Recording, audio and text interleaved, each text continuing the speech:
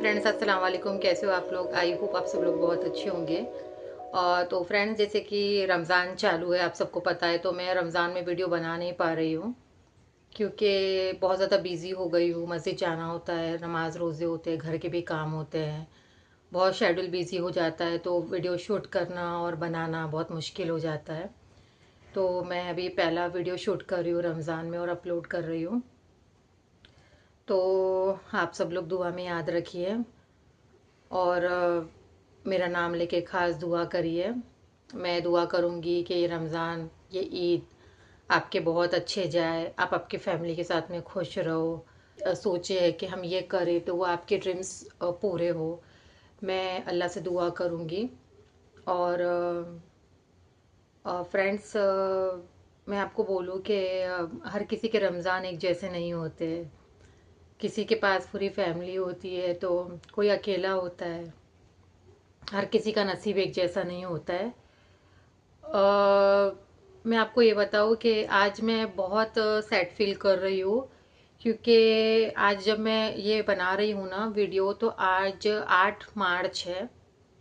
अ, और हमारा डेट से देखा जाए, मिस्री हिजरी कैलेंडर से, तो बोहरा कैलेंडर से देखा जाए तो आज 20 रमज़ान है। तो फ्रेंड्स, आज मेरी मम्मी गुजरे थे। मुझे याद है आज पूरा 1 साल हो गया है।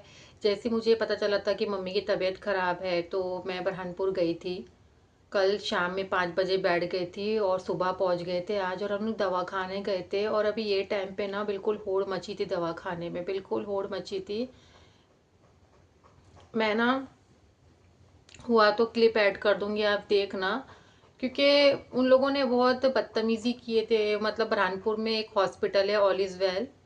उन्होंने इतनी बदतमीजी किए थे, मतलब वो उनका चार्जेस वो कर रहे थे पे। मम्मी वेंटिलेटर पे थे, मतलब मम्मी की जो नली है ना, अंदर से ऐसा सांस की नली डाल के यहाँ पर भी एक उनकी निडिल थी, सुई थी उसमें लगी हुई। मेरे को तो बहुत बाद में देखने को मिला। तो मेरे को तकलीफ इस चीज़ की है, मैं पहुंच तो गई थी टाइम पे, बट मैं मेरी माँ को देख नहीं पाई। क्योंकि वहाँ पे ना ये था कि वहाँ पे रुकने भी किसी को नहीं दे रहे थे, और दो दो जन एक टाइम में जाए, 1 1 घंटा बैठे। तो मैंने दोनों बड़ी सिस्टर को भेज दिया था और थर्ड नंबर की सिस्टर उनको देख चुके थे। बट मेरी किस्मत इतनी ख़राब है कि मैं मेरी माँ को देख भी नहीं पाई थी। तो वो चीज़ का तो सदमा हमेशा रहेगा मेरे को। बस मैंने एक छोटा सा देखा था कि जब उनका ट्रीटमेंट चालू था तो थोड़े से उनको पेन हो रहा था, तो मैंने दूर से उनको देखा था, बस वहाँ तक। उसके बाद जब मेरे को हॉस्पिटल वालों से मैंने कहा कि भाई मुझे परमिशन दीजिए आप, मुझे वीडियो बनाना है भाई, फोटो, क्योंकि ये चीज़ रहेंगी इसके बाद तो मैं मतलब कर नहीं सकूंगी, बना नहीं सकूंगी। तो बहुत नाटक कर रहे थे हॉस्पिटल वाले कि नहीं, हमें नहीं बनाने देना है, हमारी पॉलिसी में आपकी पॉलिसी सब आपके पास रखो, मैं तो फोटो बनाऊंगी, वीडियो बनाऊंगी, परमिशन आपको देना पड़ेगा।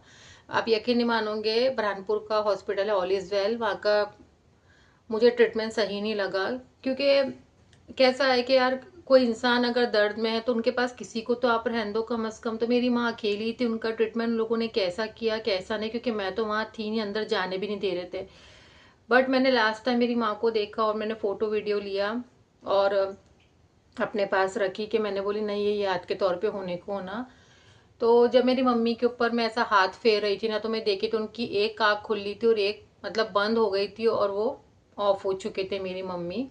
वो टाइम पे जो मेरा एक सब्र था, वो बिल्कुल अंदर का एक जो उम्मीद थी वो खत्म हो चुकी थी। तो मैंने तुरंत फटाक से मैंने परमिशन ली थी वहां से, मैंने वीडियो कॉल लगा के सबको, जितने भी हमारे थे, बहन बच्चे वगैरह, भाई भाभी, सबको ऐड कर, सबने मम्मी को देख लिए थे। क्योंकि मैं आपको बताऊं कि अगर मैं हिम्मत नहीं करती तो शायद आज जो फोटो वीडियो हमारे सबके पास में है, वो कभी लास्ट टाइम के फोटो वीडियो किसी के पास नहीं आ पाते।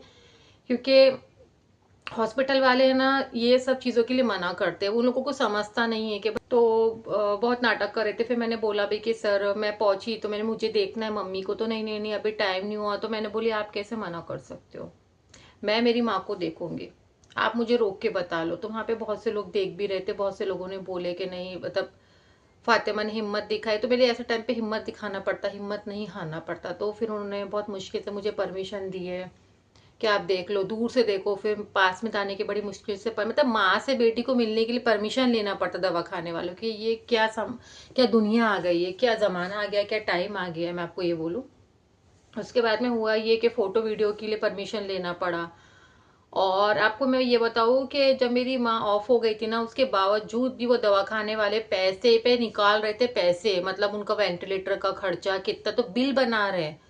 नहीं बोले आप बाहर जाइए, आप लोग बाहर जाइए, हमको उनका ट्रीटमेंट करने दीजिए, हमको फलाना ढिमाका। मैं आपको ये बताऊं कि हम लोग सब लोगों की सांसें रुकी थी, सांसें थमी, तो एक उम्मीद थी कि हमारी माँ अच्छी होके वो रूम से बाहर आएंगी, वो ऑपरेशन थिएटर उनके जो बेड उनका रूम दिए थे उधर से बाहर आएंगे। और आप मैं आपको बताऊंगी, एक क्लिप ऐड करूंगी, आप देखना कि वो रूम इतना अंदर था। अगर कोई बुरहानपुर से मेरा ये वीडियो देख रहा है तो मैं आपको एक ही बात बोलूंगी कि ऑल इज वेल में आपके कोई भी घर के मेंबर को मत डालना। इवन हम जिस ऑटो में गए तो वो ऑटो वाले भैया भी बोले कि मेरी मम्मी का ट्रीटमेंट वो दवा खाने में है, मैं पूरा लूट गया हूँ, पूरा बर्बाद हो गया हूँ। आप कुछ भी कर लो, आप अगर वहां दवा खाने में जाने का है तो आप आपकी अगर माँ का बाप का किसी का भी वक्त आखिर तो घर में उनको पास में रखो, पर ऐसी मौत किसी की ना हो। मतलब पेशेंट तड़प पड़ा है, आप उनके घर वालों को उनके पास रुकने नहीं दे रहे। मेरी माँ को एक सुई से भी तकलीफ होती थी, मेरी माँ तड़पती थी दर्द के मारे, उनको सुई तक नहीं बर्दाश्त होती थी। आप सोचिए कि उनका इतना ट्रीटमेंट जो करे अंदर, उनको कितना दर्दनाक ट्रीटमेंट होगा, उनको कितनी तकलीफ हुई होंगी। मेरी माँ एक सुई से भी डरती थी ना। मैंने इतना उधम किया, इतना उधम किया, अब आप दो। और जब लास्ट में तो उन्होंने बोले कि नहीं हम कोशिश करें, तो मैं समझ गई कि नहीं ये सिर्फ पैसे बनाने के तरीके, तो आप बोलोगे मैंने बहुत हुज्जत करी। और हम बोल रहे हैं कि भाई वो आप वो गुजर चुके, आप हमको डेड बॉडी दो, तो आप यकीन नहीं मानोगे मेरी माँ की तब भी डेड बॉडी वो लोग बाहर नहीं निकाल रहे थे। मैं इवन घुस गई अंदर तो वहां का जो गार्ड था वो चिल्ला रहा है, तो मैं तो खूब बातें सुनाई। मैंने बोली अगर आपके माँ बाप के साथ में तो आप क्या करोगे। इवन मेरे को घर वाले सपोर्ट करने के बदले मुझे और बाहर निकाल रहे। मैं बोली कमाल है यार, तुम ऐसी बहन और जीजा होकर क्या मतलब, तुमको तो मेरा साथ देना, तुम दवा खाने वाले का साथ दो, तुमको तो आवाज भी नहीं उठा रहे हो।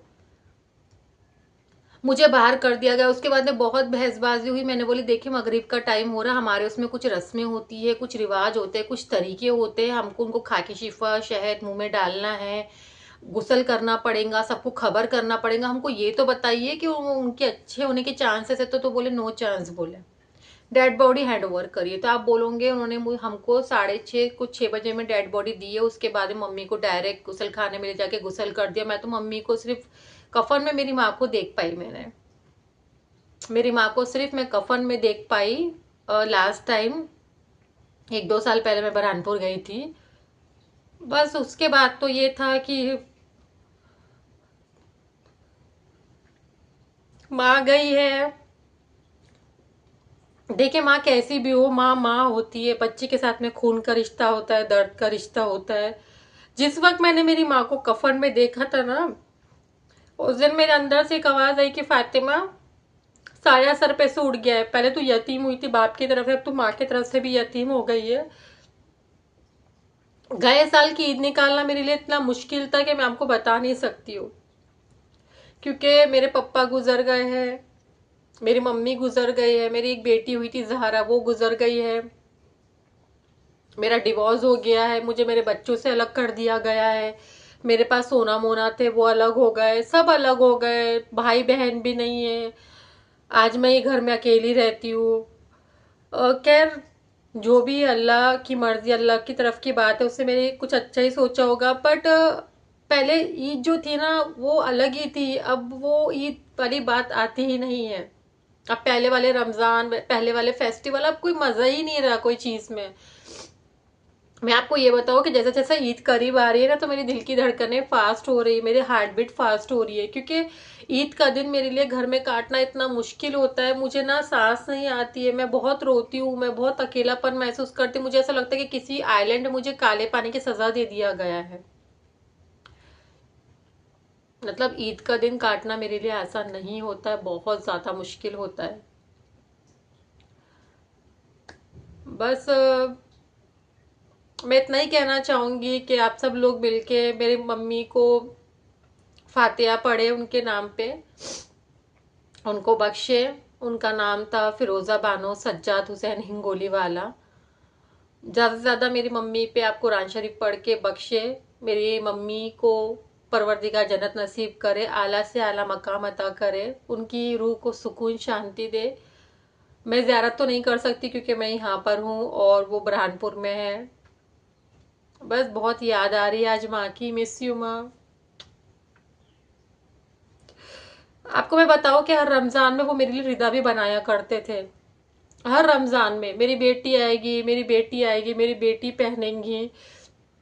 उनको पता था मेरे को डार्क कलर की रिदा पसंद है, थोड़ी सी हैवी रिदा पसंद है। मेरी फत्ती आएंगी, मेरी फत्ती आएंगी, मेरी फत्ती पहनेंगी करते थे।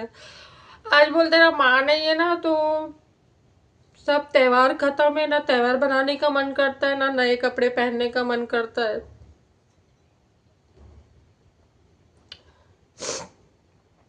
बस मैं परवरदिगार से दुआ करूंगी कि आप सबके माँ बाप को परवरदिगार सेहत अता करे, खुश रहे, उनको कोई बीमारी ना हो, हर बीमारी से महफूज रखे, हर बला से महफूज रखे, अल्लाह की नजर करम रहे, आपके माँ बाप की उम्र लंबी करे। आमीन। और आप मेरे माँ बाप के लिए दुआ करना कि परवरदिगार उनको जन्नत नसीब करे और आला से आला मकाम अता करे। तो चलिए फ्रेंड्स, बस ये तक था मेरा वीडियो। तो मिलते हैं मेरे नेक्स्ट वीडियो में। अल्लाह हाफिज।